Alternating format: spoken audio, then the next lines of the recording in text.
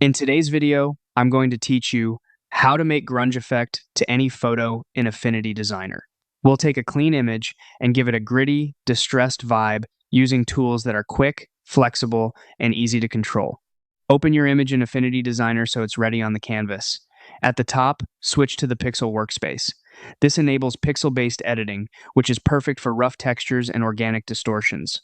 Now, open the adjustments and bring up the new adjustment layer options. Choose black and white. Converting to monochrome is a classic foundation for grunge because it emphasizes contrast and texture.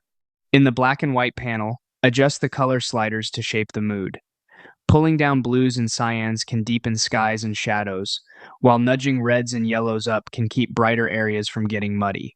Aim for punchy midtones with defined shadows. Take your time here, the right balance sets the tone for everything that follows.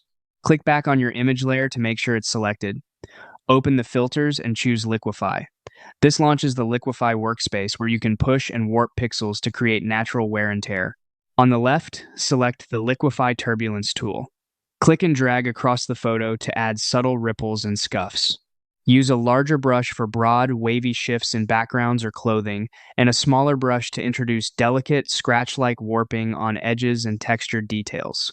Keep important features recognizable. Light, layered strokes usually look more authentic than one heavy pass.